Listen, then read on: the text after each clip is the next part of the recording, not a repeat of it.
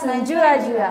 Shalom para penonton terkasih, kembali lagi di YouTube Elatur. Apa kabarnya para penonton hari ini? Semoga para penonton selalu dalam keadaan sehat dan bersukacita. Di video kali ini kita akan kembali membahas kisah para nabi. Seperti di judul video, kita akan membahas Nabi Yeremia yang menjadi seorang nabi sejak masih sangat muda. Para penonton penasaran bagaimana kisah dari Nabi Yeremia? Tapi sebelum itu, mari kita menyanyikan satu lagu pujian dengan judul Tole Endehon.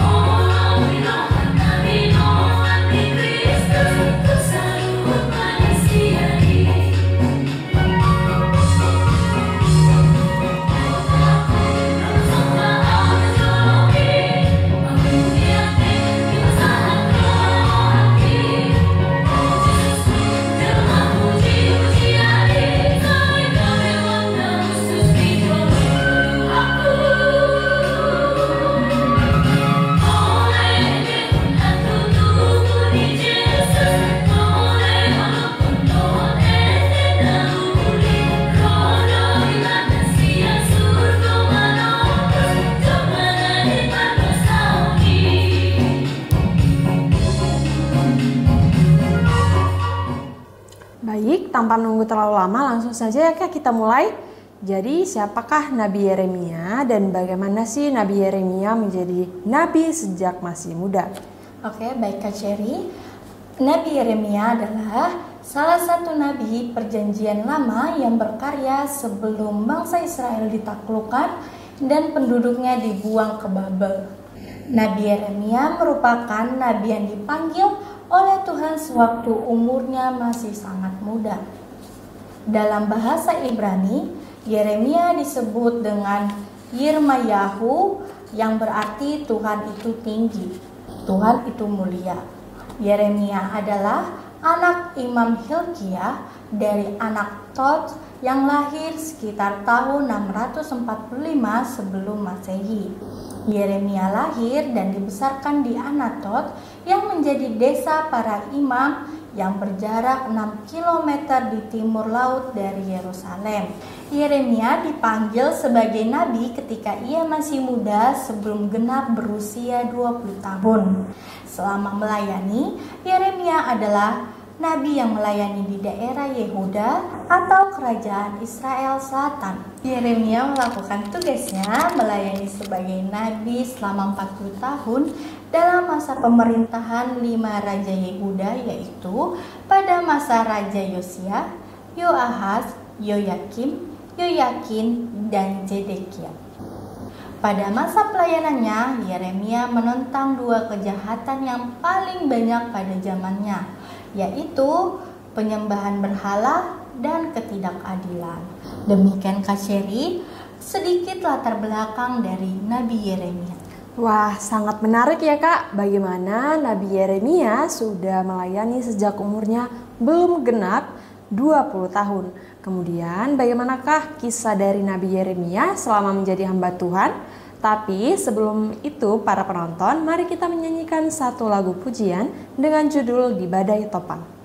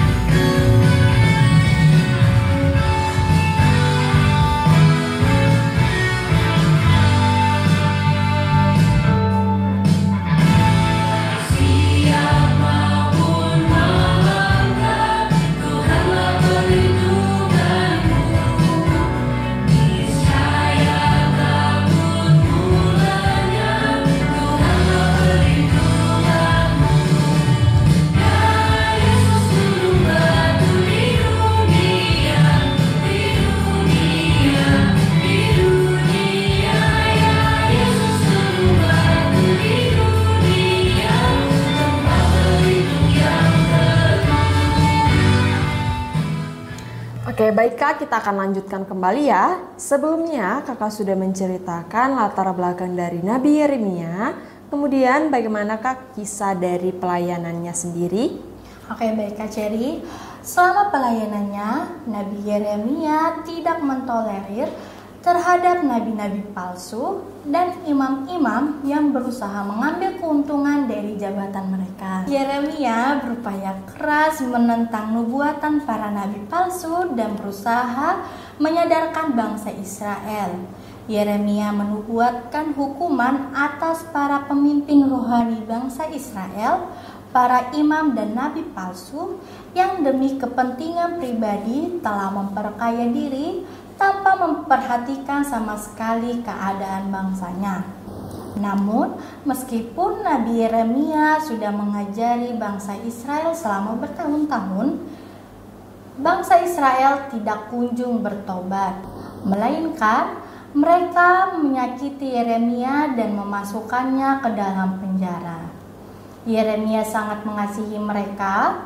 Yeremia menangis karena dosa-dosa yang dilakukan mereka.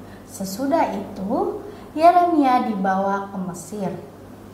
Tuhan menyuruh dia untuk menuliskan nubuat-nubuatnya. Yeremia mematuhi Tuhan bahkan ketika segala sesuatu sulit. Dia terus menyuruh umatnya untuk menepati janji-janji mereka dengan pada akhir hidupnya, menurut Hieronymus, seorang imam dan teolog yang lahir tahun 347, dan Tertullianus, seorang penulis dan pemimpin gereja abad kedua, meyakini bahwa Yeremia dirajang di Mesir oleh orang-orang Yahudi pada saat Nabi Yeremia di Mesir. Demikian Kak Cherry, kisah dari Nabi Yeremia. Wah, kisah yang sangat menarik ya Kak. Bagaimana Nabi Yeremia tetap melayani Tuhan meskipun banyak penghalang dan orang yang menyakiti dirinya.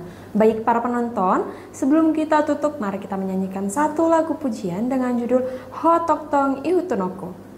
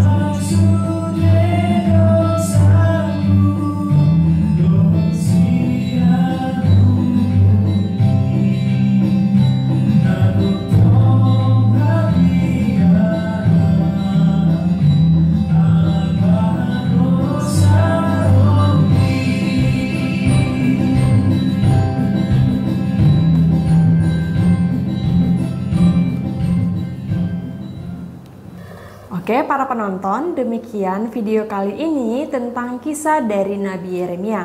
Kami mengucapkan terima kasih kepada para penonton karena sudah menonton video kali ini sampai habis. Seperti biasa, para penonton jangan lupa untuk selalu like, comment, and subscribe YouTube Elatur karena akan ada video menarik lainnya. Di akhir video juga akan ada jadwal keberangkatan Holy Land pada tahun 2024 dan juga tahun 2025. Sekian para penonton, kami mengucapkan terima kasih dan doakan pekerjaanmu, kerjakan doamu supaya berkat terus mengalir. Shalom.